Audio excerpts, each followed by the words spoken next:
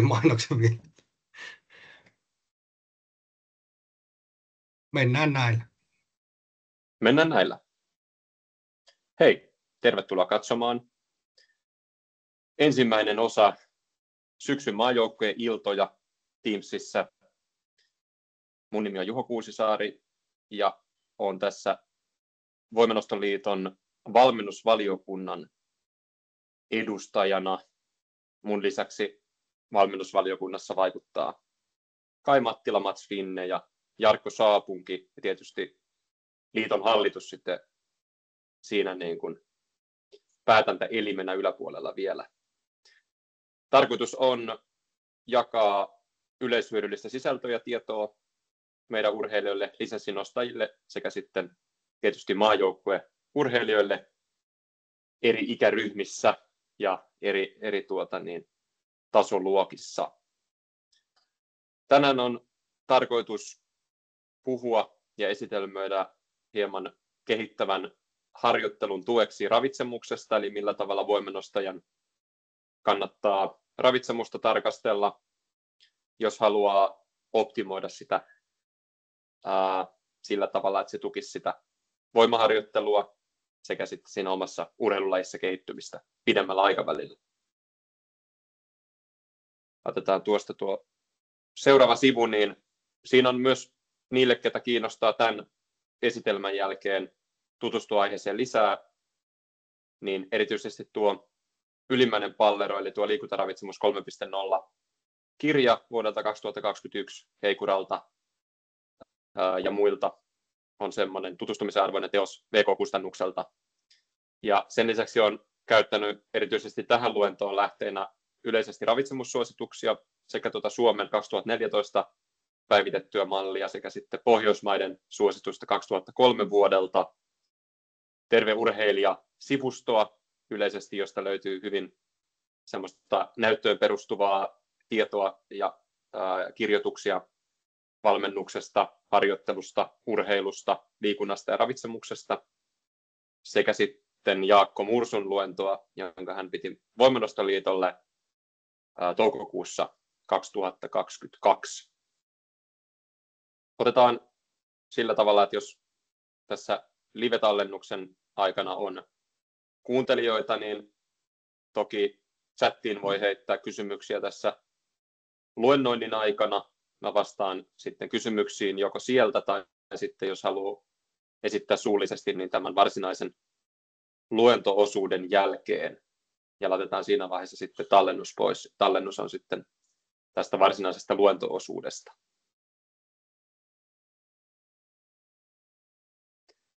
Ihan ensimmäisenä, kun mietitään sitä voimanosta ja ravitsemusta, niin mä lähtisin itse tarkastelemaan sitä riittävän energiansaannin näkökulmasta. Eli jos me halutaan ylipäänsä kehittyä harjoittelussa ja siinä meidän urheilulajissa, niin tärkeimpiä asioita on, että meidän elimistö saa riittävästi energiaa.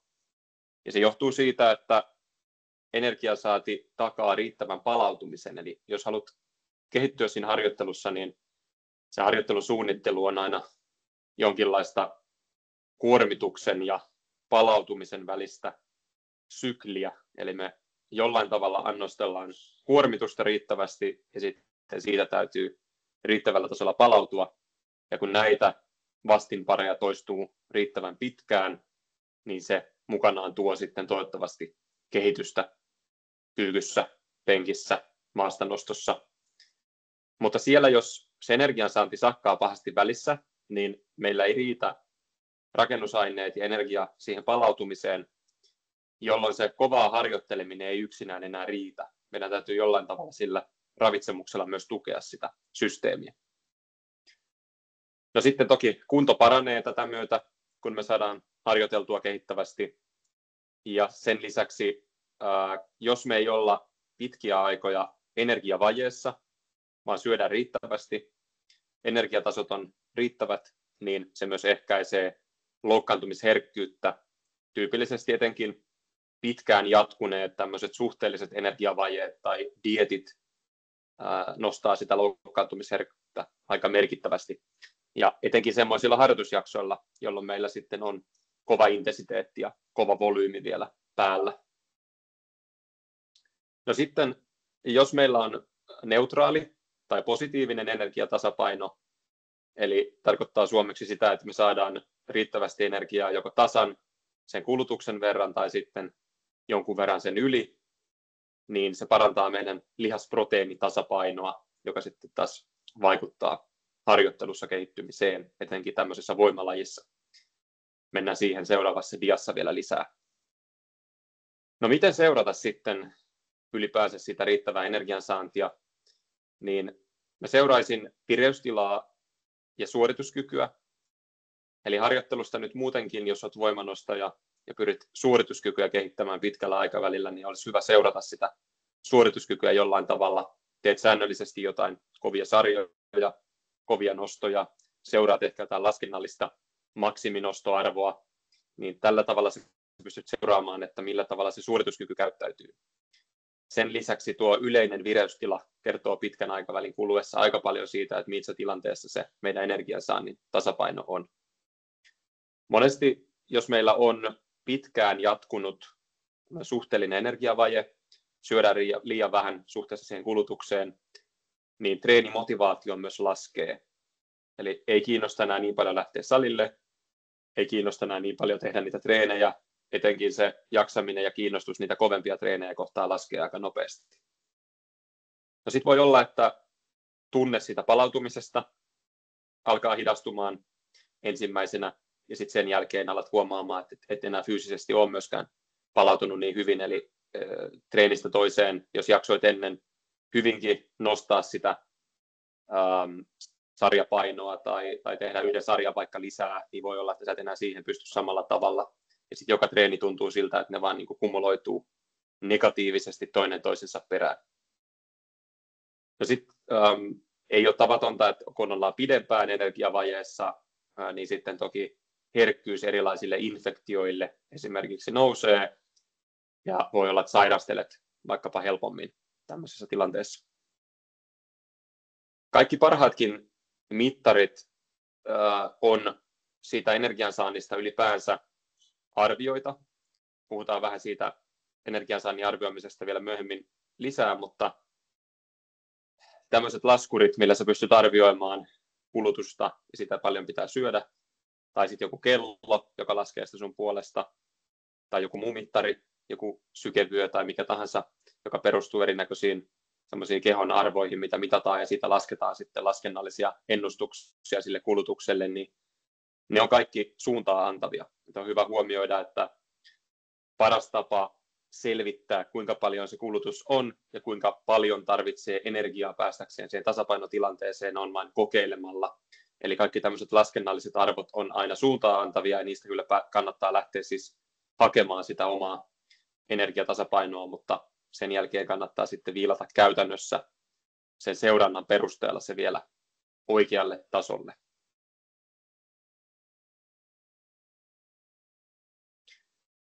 No, voimanostajina, kun ollaan tämmöisen maksimivoiman lajin parissa, niin mehän halutaan kehittää voimaa ja lihasmassaa pitkällä aikavälillä.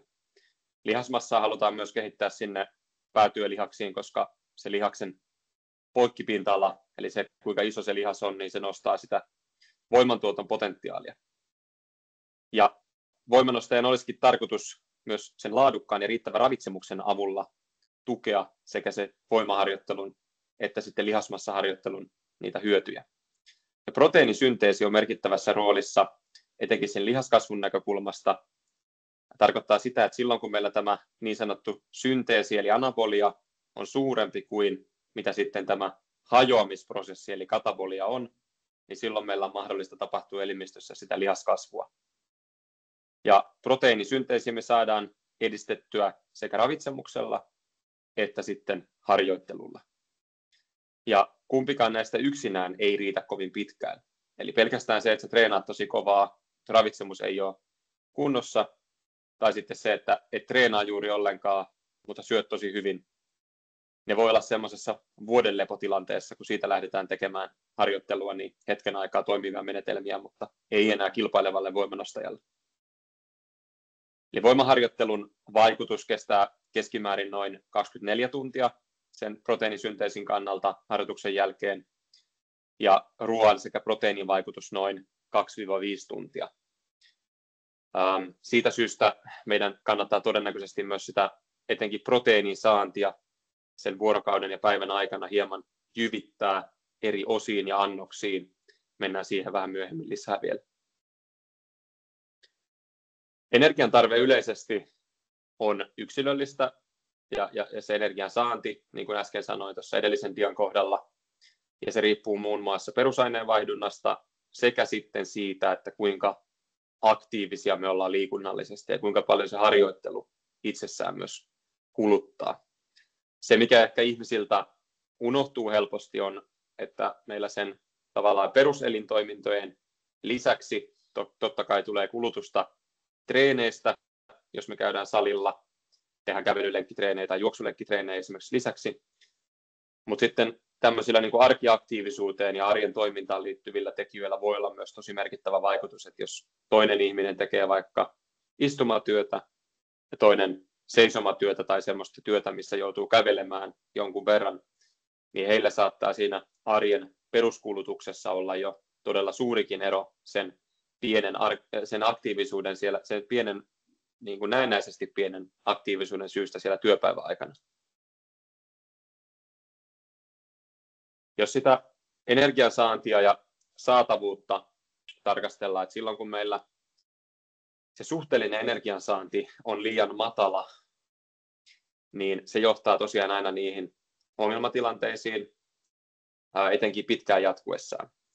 Niin semmoinen optimaalinen energiansaanti ja saatavuustaso on noin 40-45 kilokaloria per painokilo per päivä.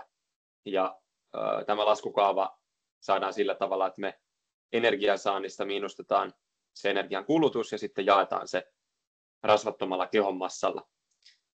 Nyt on etenkin viimeisen 10 vuoden aikana aika paljon tutkittu urheilijoiden keskuudessa tätä niin sanottua RETSiä, eli suhteellista energiavajetta urheilussa, ja vaikuttaa siltä, että sekä naisten että miesten keskuudessa se on ehkä aiemmin luultua ongelmallisempi ja yleisempi ilmiö, eli etenkin nuorten urheilijoiden parissa on aika yleistä, että siellä on semmoinen krooninen suhteellinen energiavaje, tarkoittaa sitä, että me syödään kroonisesti liian vähän, se energian saanti on liian matala suhteessa siihen kulutukseen.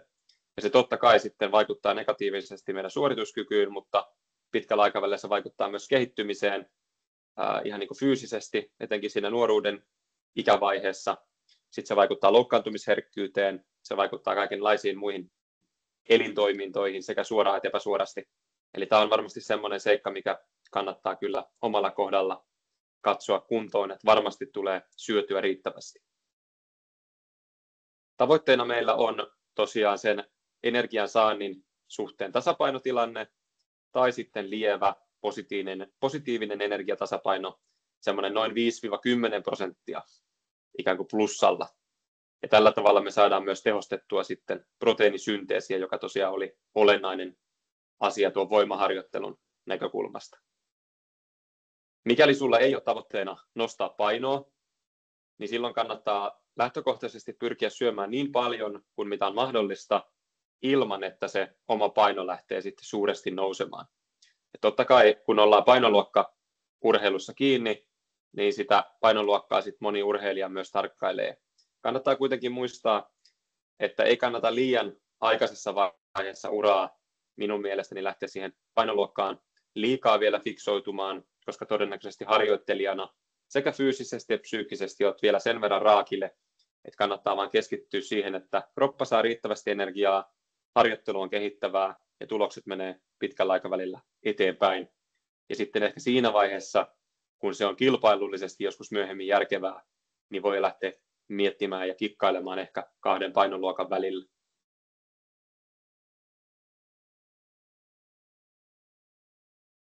No sitten puhutaan seuraavaksi hieman näistä niin sanotuista makroravinteista, eli proteiinista, hiilihydraateista ja rasvoista.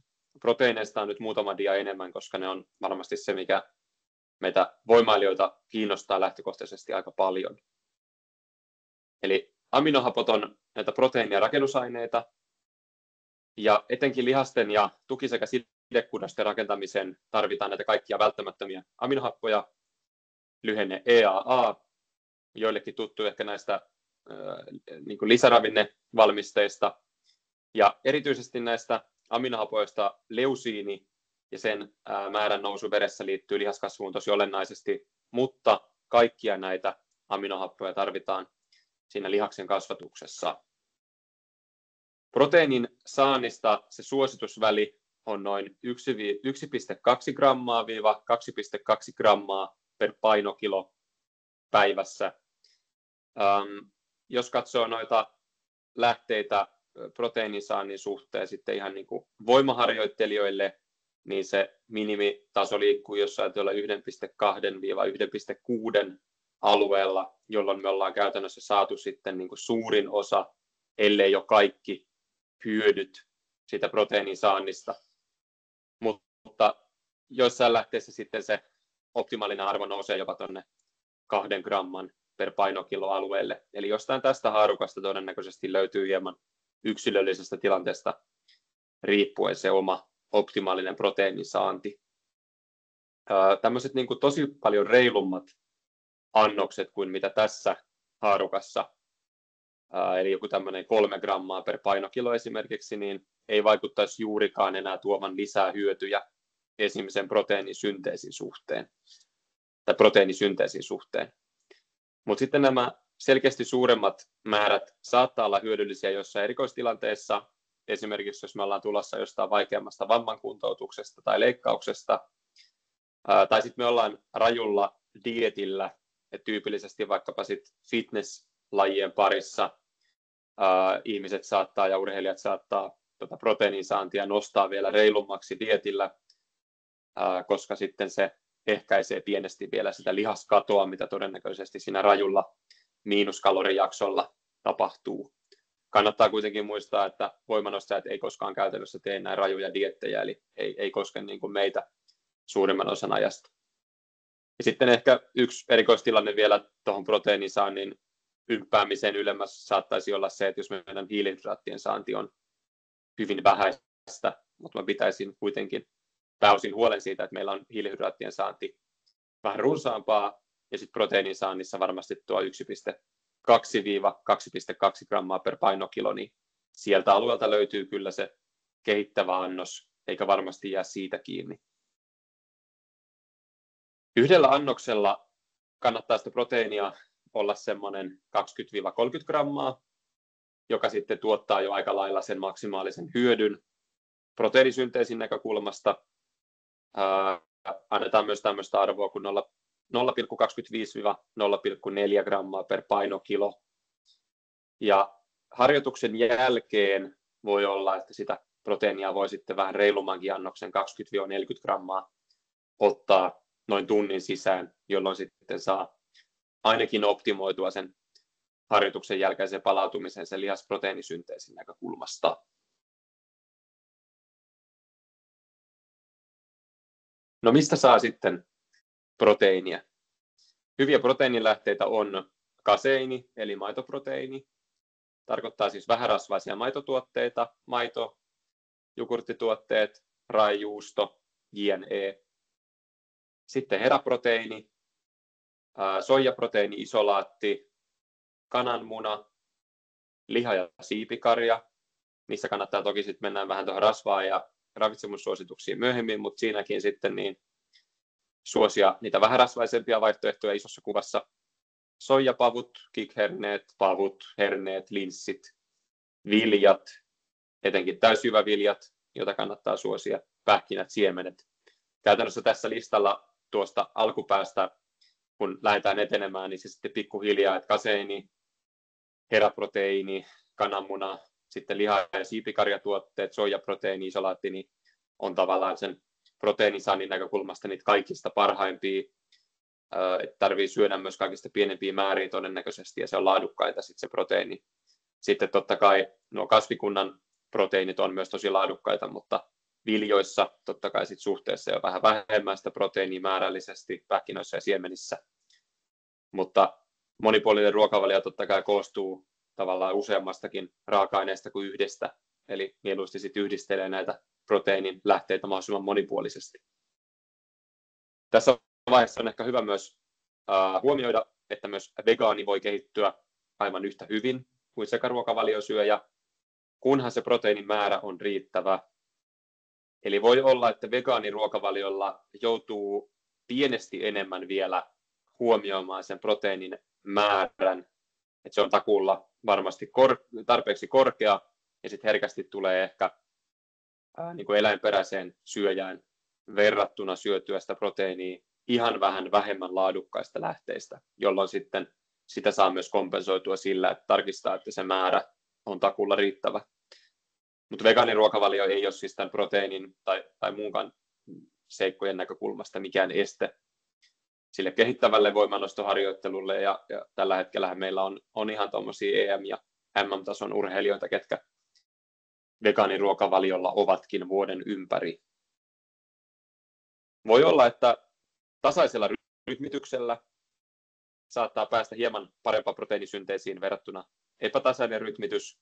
Tarkoittaa sitä, että jos ruokailet noin 3-4 tunnin välein ja sitten siihen lasketaan mukaan se proteiinisynteesivaikutus noin 2-5 tuntia, niin silloin jos syöt sen hereilläolon vuorokauden aikana noin 4-6 kertaa päivässä noin 3-4 tunnin välein, niin silloin se proteiinin saanti, jos se on se 20-30 grammaa per annos, niin on aika tasainen. Totta kai se annosmäärä täytyy sitten suhteuttaa siihen omaan kehon painoon, eli se oli se annos päivässä se 1,2-2,2 grammaa per painokilo. Ja tuosta ehkä vielä mainitsen knoppina, että aika usein kysytään, että arvioidaanko se per painokilo niin siitä omasta täydestä kehonmassasta vai sitten siitä rasvattomasta lihasmassasta. Niin se lasketaan yleensä, kun puhutaan, niin siinä tarkoitetaan tosiaan ihan sitä koko kehonmassaa, koska sitten taas väestötasolla niin se osuu riittävän hyvin paikalleen. No sitten proteiineista päästään hiilihydraatteihin. Hiilihydraatit on energianlähde etenkin kovassa harjoittelussa, ja ne täyttää glykogeenivarastoja harjoituksen jälkeen. Hiilihydraatithan on tämmöinen käytännössä ensisijainen energianlähde. Etenkin silloin, jos meillä nuo glykogeenivarastot on tyhjät harjoittelun aikana, niin se harjoittelun laatu saattaa kärsiä yllättävänkin paljon. Ja se johtaa myös siihen, että tämä proteiinien hajoittaminen harjoituksen aikana lisääntyy, ja se ei tietenkään ole sitten mikään ihanteellinen tilanne. Hiilihydraattien vuorokausisuositus voima- ja teholajien urheilijoille pyörii tuolla 3-7 gramman per kilo per päivä alueella, mutta se haarukka on tyypillisesti vähän suurempi, koska se riippuu tosi paljon siitä, että mikä se ihmisen kokonaiskulutus on ja sitten myös, että minkä tyyppistä se harjoittelu on. Et kestävyysharjoittelijoilla on jo selkeästi suurempia määriä se hiilihydraatin saantisuositus kuin mitä on vaikka teholajien urheilijoilla, mutta sitten toki voima- ja teholajeissakin se vähän vaihtelee, että jotkut tekee myös muita juttuja, harrastelee sen voimanoston ohessa, tai sitten ne treenit saattaa olla hyvin eri mittaisia ja eri tyylisiä. Mutta keskimäärin tuolta 3-7, jopa 3-5 gramman per painokilo per päivä alueelta löytyy se sopiva haarukka, mistä lähtee itselleen sitä hakemaan ja lähtee liikkeelle. No sitten, tarvitaanko hiilihydraatteja ennen treeniä, siinä juuri ennen treeniä tai sitten sen aikana? Sanoisin, jos harjoitus on pidempi kuin mitä tunti puolitoista, tai se on selkeästi tosi kovatehoinen ja kovempi volyyminen, etenkin tämmöinen niin kuin määräperusteinen harjoittelu, niin silloin ehkä voi olla, että siinä harjoituksen aikana, jos nautit pienesti parikymmentä grammaa esimerkiksi hiilihydraattia, niin se voi antaa pienesti lisää tehoja sitten ja energiaa toteuttaa se harjoittelu riittävällä intensiteetillä loppuun asti. Mutta keskimäärin toki voimaharjoittelijalle niin samalla tavalla se suorituksen aikainen hiilihydraatti ei yleensä ole niin suuri ongelma kuin mitä sitten vaikkapa kestävyyspuolella. Silloin kun noita hiilihydraattien lähteitä valitaan, niin kannattaa nojata yleisesti niin kuin terveellisiin valintoihin, kuten kuitupitoisiin täysjyvätuotteisiin, vihanneksiin, hedelmiin. Ja vaikka toki sokerin syöminen on myös ok, ja se väestötason suositus siitä sokerin saannista pyörii siellä noin 10% alueella kokonaisenergian saannista, niin kannattaa kuitenkin urheilijanakin katsoa, että se suurin osa hiilihydraatin saannista ei tule pelkästään tämmöisestä hyvin puhdistetusta valkoisesta sokerista. Ja se johtuu myös siitä, että vaikka totta kai saisit sitä energiaa, niin jos näitä täysjyvätuotteita jää, vihanneksia ja hedelmiä jää syömättä paljon, niin sieltä jää paljon niin kuin hyviä suojaravinteita ja kaikenlaisia muita asioita siitä ravitsemuksesta saamatta. Hieman sama asia on vaikkapa proteiinin saannissa, että on ihan ok, etenkin jos sulla on tosi iso muutenkin se energiasaannin tarve ja proteiinin saannin tarve, niin ottaa osa siitä proteiinista vaikkapa jonkinlaisena tai vaikka sitten soijaproteiinijauheena. Mutta sitten jos se koko ravitsemuksen pohja alkaa nojaamaan niiden jauheiden varaan, niin siinä mennään helposti mönkään siinä, että vaikka totta kai sä saat sen makroravinteen siitä ja sitten sen energian, niin ne on taas niin semmoisia käsiteltyjä ja puhdistettuja tuotteita, että sä et saa niistä samalla tavalla sit mitään niin kuin mineraaleja, vitamiineja, suojaravinteita, niin siitä syystä myös sen perustan sille ravitsemukselle kannattaa olla niin sanotusti ihan näitä tavallisia ruoka-aineita ja raaka-aineita, ja sitten sitä voi tukea sillä, että jonkun verran sitten siihen ympää päälle niitä vaikkapa proteiinijauheita, tai sitten esimerkiksi näitä, jos on tosi suuri kulutus, niin jotain sokerituotteita hieman helpommin täyttämään sitä energiansaannin tarvetta vuorokaudessa. Se, mikä hiilihydraattien kohdalla on pakko myös nostaa esiin terveydenkin näkökulmasta, on nimenomaan kuidut. Eli tuolla mainitaankin, että panostetaan kuitupitoisiin täysjyvätuotteisiin, vihanneksiin ja hedelmiin.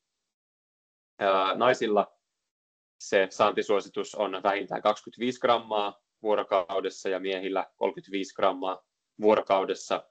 Ja jatkuvasti tulee lisää myös tutkimusnäyttöä siitä, että kuitujen merkitys siinä kokonaisterveydessä on merkittävä, eli kannattaa varmasti huolehtia siitä, että se oma henkilökohtainen kuitujen saanti on riittävällä tasolla.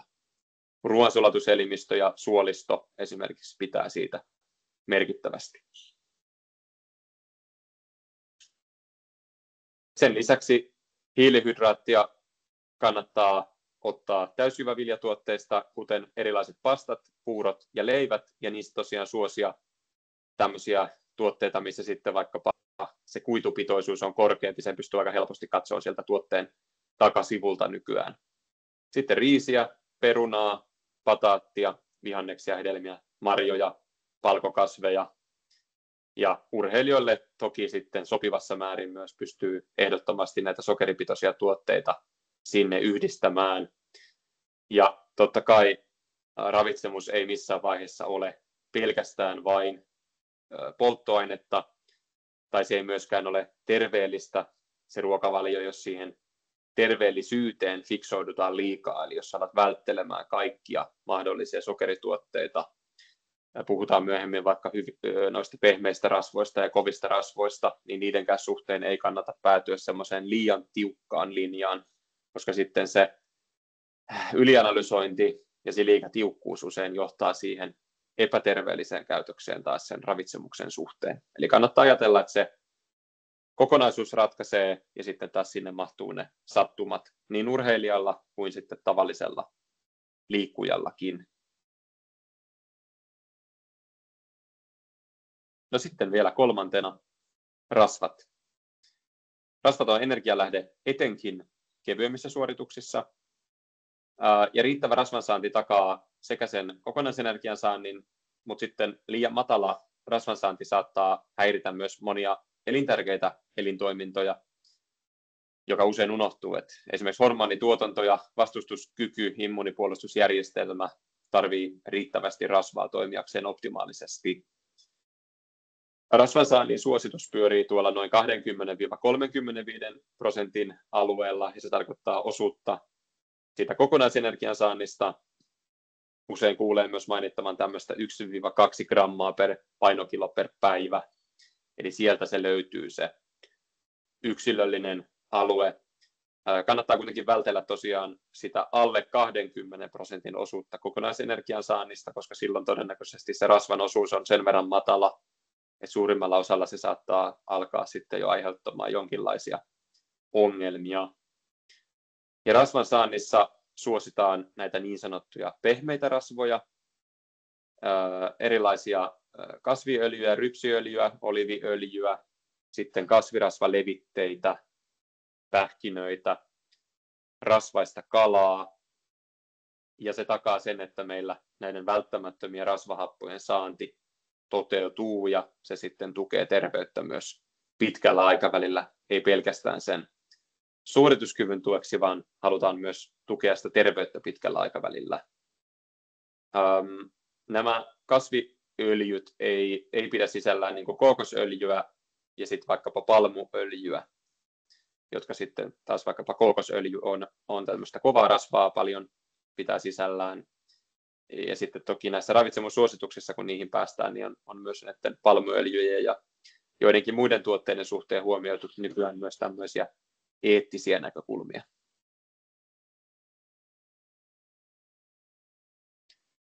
Ravitsemussuositukset on edelleen erittäin hyvä pohja lähteä rakentamaan sitä henkilökohtaisen elämän ravitsemuspyramiidia. Mä käytin tähän nyt pohjana sekä tätä Suomen ravitsemussuositusta, joka on toi niin kuin 2014 vuoden malli, ja nyt tänä vuonna loppuvuodesta, nyt muistaakseni nimenomaan loka-marraskuussa ollaan julkaisemassa sitten uusi päivitetty versio, joka on isolta osin tämän vanhan mallin päälle päivitetty versio nimenomaan näiden pohjoismaisten suositusten perusteella, jotka julkaistiin 2023. Tuossa on nyt listattuna hieman niitä pointteja, mitä näistä pohjoismaisista ravitsemussuosista ehkä nousi erityisesti esiin suhteessa vaikka tuohon 2010-luvun suomalaisiin suosituksiin päivityksenä. Eli siellä korostetaan entistä enemmän vihanneksia, juureksia, hedelmiä, marjoja. Puoli kiloa päivässä vanha heittolause on muuttunut muotoon jopa 800 grammaa päivässä tai mieluusti enemmänkin.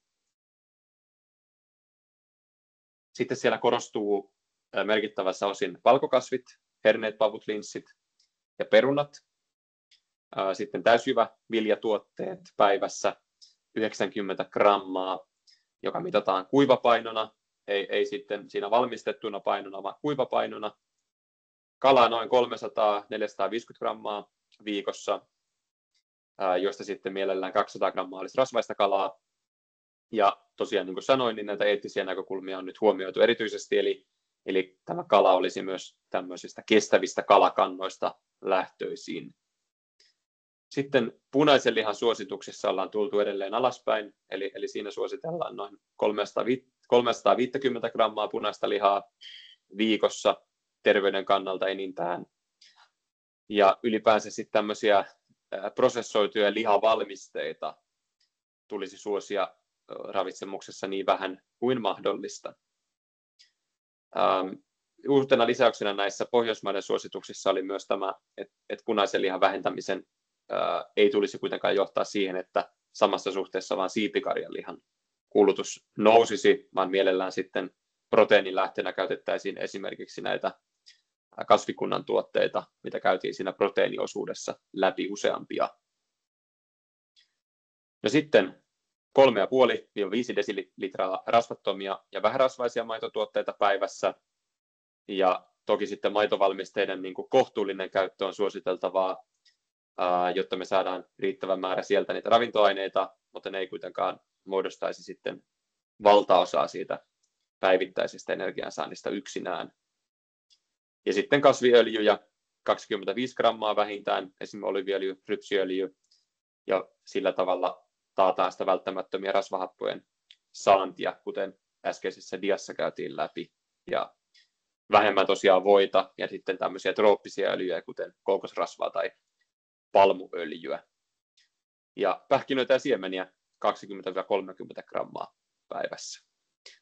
Eli hyvin pitkälti mukailee edelleen sitä isoa kuvaa, mitä suomalaisissakin ravitsemussuosituksissa tuo 2014 malli on, mutta siihen on tullut pieniä päivityksiä ja saamme varmasti siitä sitten suomeksi vielä erikseen päivitetyn version tämän vuoden lopulla.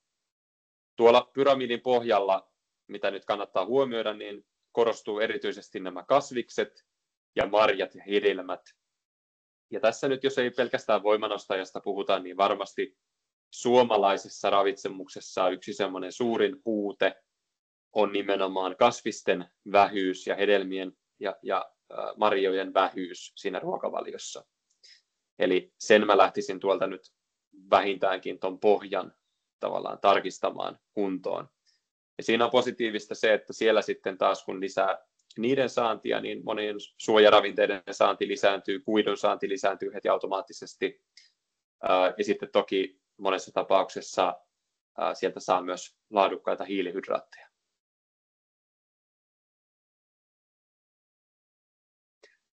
Lautasmalli on näiden ravitsemussuositusten lisäksi erinomainen ratkaisu myös urheilijoille lähtee katsomaan vähän, että millä tavalla se koostuu se oma syöminen arjessa.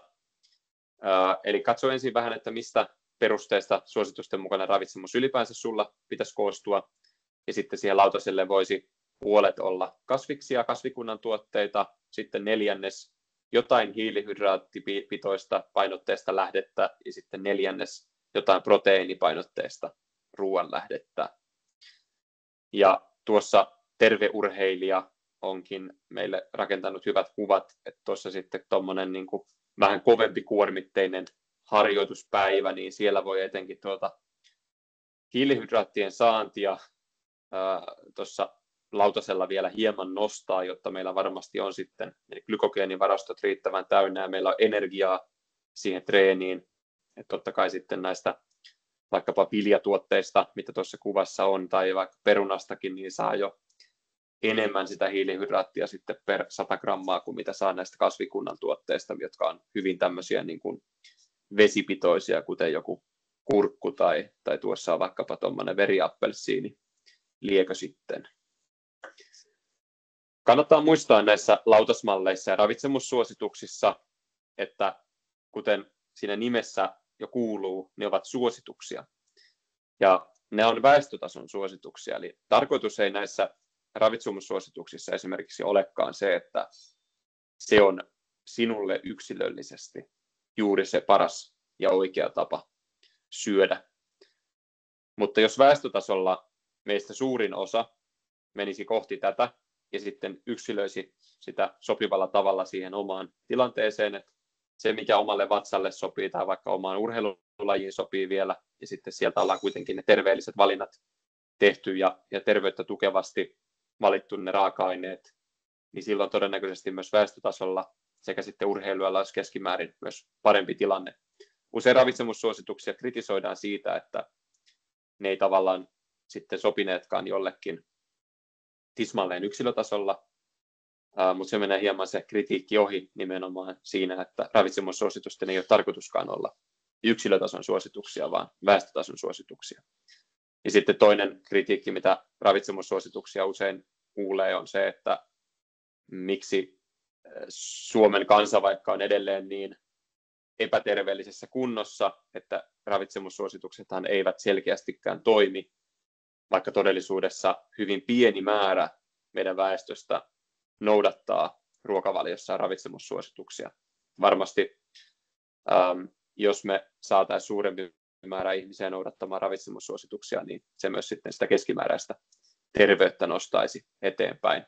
Näyttö kuitenkin näiden ravitsemussuositusten, yleiskansallisten sekä kansallisten suositusten taustalla on niin kuin hyvin laajaa ja vahvaa.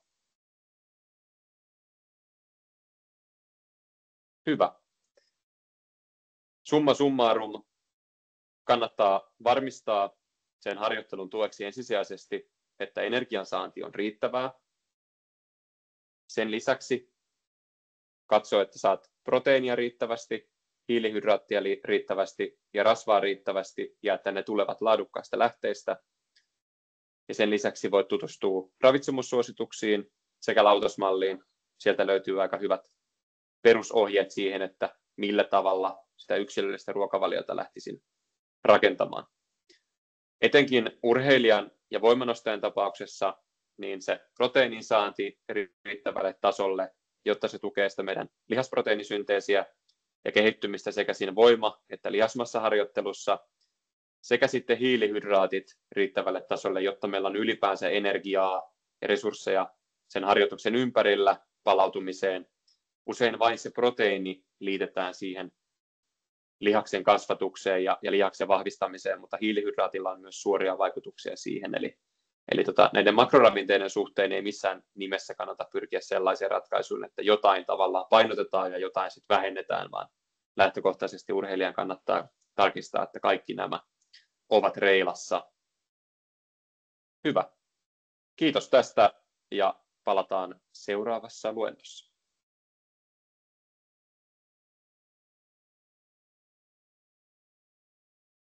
Ja sitten minulla on vielä aikaa, jos paikalla olevat haluavat esittää jotain kysymyksiä tai kommentteja tai mitä vain. Mieluusti aiheeseen liittyen.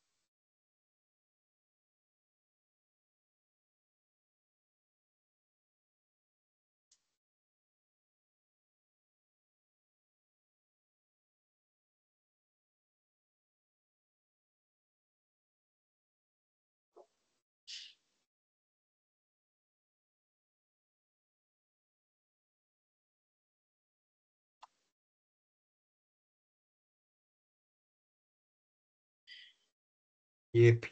Hyvä. Jos ei Hyvä nauhoite tulee. Jos ei kysymyksiä Panitko ole, niin kiinni sitten on tietysti lupa myös laitoin. Joo. No. Mielestäni.